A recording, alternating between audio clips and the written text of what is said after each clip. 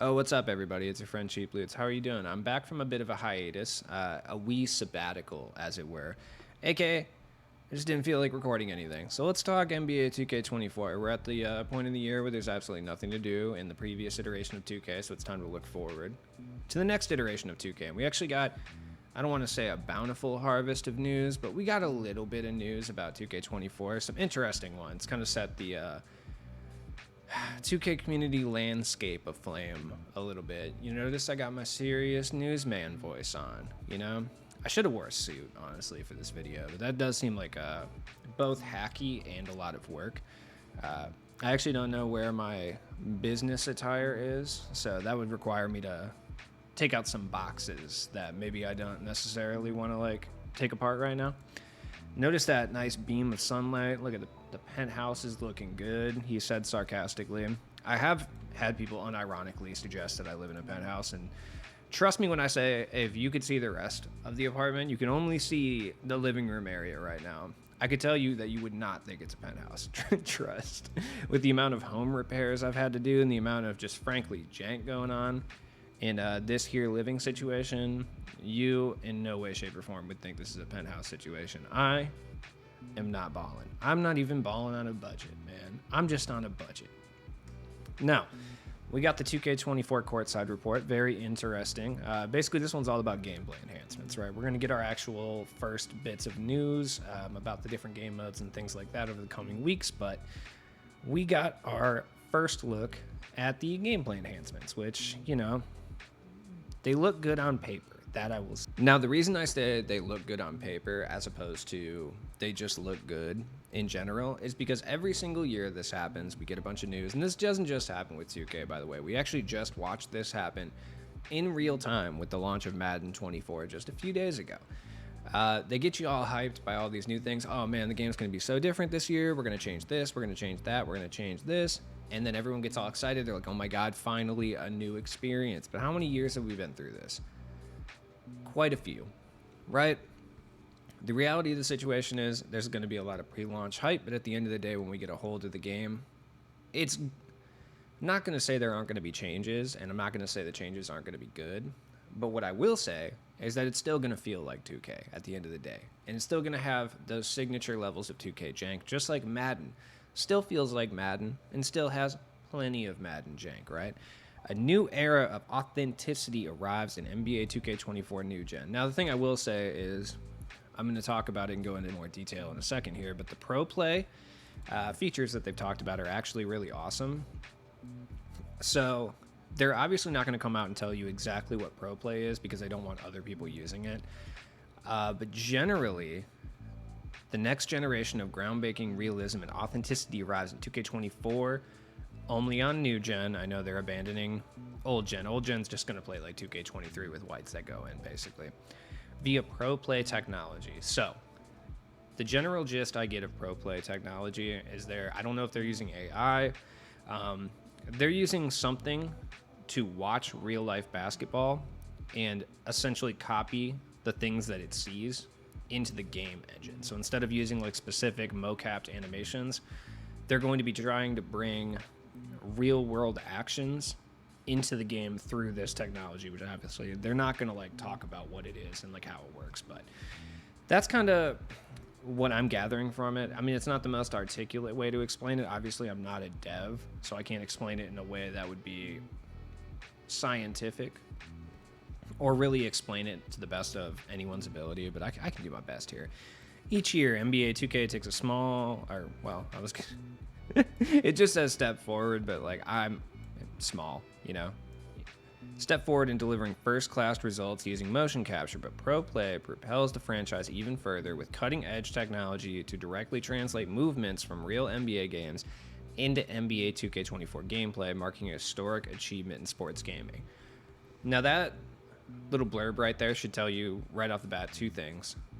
A, they're not going to explain how this works because they're clearly the only people using it or the only people trying to use it right now. They don't want EA to get a hold of this, basically. And B, yeah, it's probably AI based in some capacity. It's just going to watch hours and hours and hours and hours of game footage, and it's going to try to somehow, I don't know how it's going to work, from a technical standpoint. Translate those movements and those animations into the game instead of doing mocap, instead of having people be brought in, etc. We've directed athletes for 20 years on how to recreate their signature moves with mocap, and we can provide the truest form of contested step backs, acrobatic layups, and more. Here's the thing. I agree with them here. Mocap, as good as motion capture is, for the most part, when it comes to like the game of basketball, it's really difficult for people to recreate certain things. Even their own jump shots are going to be a little bit different than they would be in a real NBA game, especially when they're contested. So motion capture has its limitations for sure, especially in relation to anything like action-based. But that being said, what they're touting, their new technology, and by the way, this is the first year they're using it, so it's going to be rough. It's probably not going to be even close to what would be considered a perfected level for probably 2 to 3 games. Like, it probably won't be perfected, if it ever is perfected, until like 2K26 probably, right? Realistically, there's going to be hitches. There's going to be bumps in the road. You just need to understand that. But it is going to be a more realistic experience regardless, even if it only works like 10% as well as they're hyping it. This year, you'll see and feel the difference in shots, free throws, off-ball defense, and defense. It's present throughout the game for new-gen consoles. Now, you know what? I'm not even going to... We'll just get into it. If you've ever imagined and practiced hitting a contested shot over the hands of an invisible defender on the blacktop in your driveway or in the gym, we've all done it. You know it's simply not the same as experiencing it in a real game. That's essentially the difference between mocap and pro play. And I can tell you for sure that if I was trying to put myself in a video game and I took myself, out in the court by myself, shooting over invisible defenders, like, pretending in my head that I'm doing something NBA related, it would not look the same as if I was trying to shoot over someone in like a beer league game, It's just not the same. It's different. So they're right about that, and I'm actually pretty excited to kind of see how it all works out. The pessimist in me kind of just thinks it's going to be the same old animation space, but I actually do have a little bit of an optimist in me. Not much, because the optimist in me has been shot in the head like 16 times at this point by life, but he's still there. He's barely holding on some Terry Schiavo stuff, just plugged into a machine, and he's saying, you know what? This could be fire. It could be fire. It's not likely to be fire, but it could be. Yeah, Terry Schiavo reference in 2023. Dude, I went to Catholic school, okay, during the Terry Schiavo situation, and oh my God, they made us pray for this woman like every day for like a solid 6 months, man. They made us go to like some march or something, which is crazy because we weren't even anywhere near where this was happening. I don't even want to get into it. That's some childhood trauma I don't even want to deal with right now. The shots, motions, anytime the player is moving off ball around the court, dribbling, rebounds, blocks, passes, free throws feel different in 2K24 New Gen. They keep specifying New Gen because Old Gen is going to feel exactly like 2K23 because they've been captured in real-time scenarios. Previous iterations of 2K have featured a variety of dribble packages and unique jump shots, but capturing a contorting athletic layup under the basket, blah, blah, blah, blah. Yeah, I mean, it's basically... I'm excited for it. But I can see where the issues may be, especially with the first year of implementation. There could definitely be some game-breaking issues that occur from this, especially in my team for sure. Pro Play technology generates authentic movements that can only be made by some of your favorite players. For example, students of the game, love that. Avid NBA fans will recognize Kevin Durant's unique jump shot and free throw form. Curry's explosive dribble moves are an array of off-dribble jumpers. Jokic's methodical moves and feathery touch. Nice. What a wordsmith. Around the rim, and the list goes on and on. Pro Play makes the game feel and look more believable. I will say Pro Play is going to be really cool for my NBA stuff, especially for like simulations and thing, because I feel like with the animations, it never really looks right when you're doing like a team v team simulation. So I'm hoping this kind of makes it look more like an NBA game. It just feels like anytime you sim the CPU verse itself, it's like the most stagnant thing in the world. So I'm hoping it's kind of more similar to like watching a basketball game. Because I'm not gonna lie, I used to like just get ripped, dude, and just watch the CPU play the CPU in my team. Like that definitely happened. Not my team, in my NBA. That definitely happened all the time. Like I did that often. It was fun. Every aspect of the game receives an added layer of realism that's visible in every movement and interaction. Wait, did I say interaction? Interaction. I just got off work. I got faded real quick. Here are some of the new animations for new gen powered by ProPlay. Jump shots, dunks, layups, dribble moves, pass animations, which is really interesting. I'm actually really hyped about that one. Because I feel like every pass is kind of the same in 2K, so it's just really nice that maybe they're kind of focusing on different type of pass animations. Like if Magic Johnson has kind of his own like passing style. There's been talks about Tyrese Halliburton's being really good. Magic specifically. I'm watching Winning Time right now. You know, I want to come out and I want to pass like Magic. I do. I'm not sure, like, even in my head what that looks like. Just give my boy White Chocolate one, all right? While the primary actions certainly benefit from the ultra-realistic tech, they aren't the only areas you'll notice. Casual inbound passes and otherwise unremarkable motions that aren't a priority during mocap have now been scanned to cover even the most minute details. Now, this means for my team is it may be a little bit more difficult for people to just spam stealing inbounds. It's hard to tell. That's just kind of a theory that's floating out right now. I don't know. We're not going to know until we get our hands on the game if that's the case or not. Because they've been trying to fix that issue for years now, and it just like hasn't been working out. The totality of the movements results in an entirely new level of legitimacy. ProPlay has allowed us to transition from manufacturing actions to fully immersing you in the entire NBA experience. Now, they're making solid points here, because when you do something animation-based, you do kind of have to manufacture things to happen. Like, you have to manufacture steal animations, you have to manufacture blocks, you have to manufacture the situation that the animation will take place in, if that makes sense. I feel like I could have said that a better way. I'm doing my best to explain this here, but it's from a technical standpoint. I'm just not a technical guy, man. I'm not a comp guy. I'm just doing my best out here. I'm speaking for the normies. ProPlay delivers an immersive and authentic... Anyways, what was I saying? Yes, okay. So hopefully with ProPlay, they're able to have these types of situations occur more naturally and more fluid and more in-game than they would with an animation-based system, basically, is what they're trying to say. So hopefully you'll stop seeing things... Because if you play 2K23 right now, you'll notice a lot of animation-based things, like when someone's attacking the rim, it's all about did you get to this right spot at this right time, and it's not like a good basketball play right spot. It's like, did you input this button combination at the right spot at the right time, and then does the game want you to actually get it? These are the two factors that determine if you're going to get a block or if they're just going to dunk all over you. So yes. Intuitive offense. When it comes to offense, shooting and dribbling are more accessible and intuitive than ever before, enabling players at the skill levels to flourish on the court, whether you're a new player, returning player, or an experienced veteran.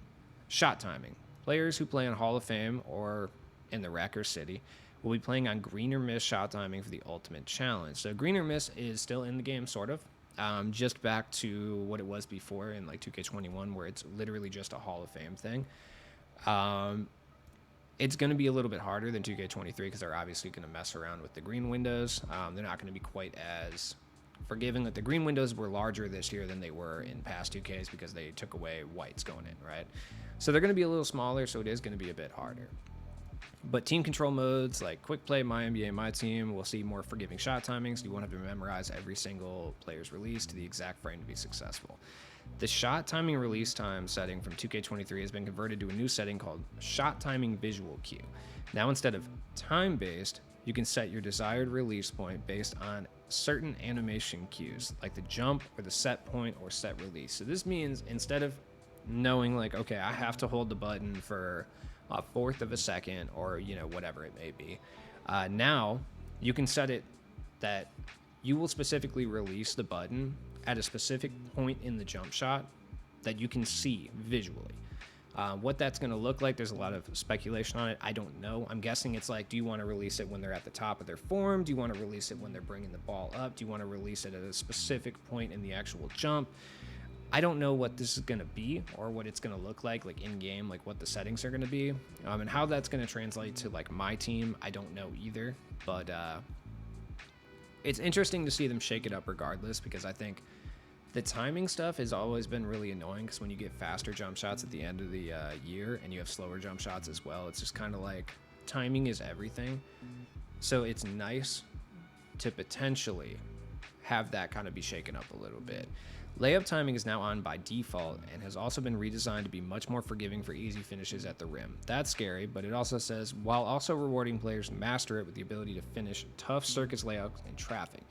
You also find that advanced layups like floaters, reverse euros, hop steps, and scoops are much more effective this year. So they're trying everything they possibly can to make it so it's not just like hold turbo and press shoot button simulator. I don't have a whole lot of thoughts on the layup timing though. It is what it is. For dunkers on new gen consoles, you can now force controllable rim hangs from any two-hand dunk. Sick. Keeping the sprint trigger held when the dunker grabs the rim. Down on the pro stick will give you flashy dunks to get the crowd hyped. Yup. And up, down, or down, up double throws will let you attempt contact dunks in traffic with the dunk meter. Meter dunks are green or miss on higher difficulty levels now, so you have to be precise, but not on lower difficulties, so we could still have issues here. Bigs are going to have a lot of fun dominating in the paint in 2K24. You can now branch out of any offensive rebound to a putback attempt by simply pressing the shot button after catch. It's good. Post fades and hop shots are also really effective shots for post players. Now this is good too because I feel like post play, to a certain extent over the past few years, there's been certain points here or there when it's been really, really, really effective, like broken, but then that's usually quickly nerfed. So I wanted them to make kind of like post play a viable option for a long period of time, and I'm still not convinced that it's going to be a viable option, even if it comes out in launch, and it is. I mean, they might nerf it into the ground, but we'll see, and I'm kind of excited for it. Strength and weight can definitely be felt in the paint, as I don't like that. I don't like that because what that sounds to me like is that guys like George Mirasan and Yao Ming are going to be gods again, because they're both beefy and tall. They have girth and length, so that's not good. All right, anyways.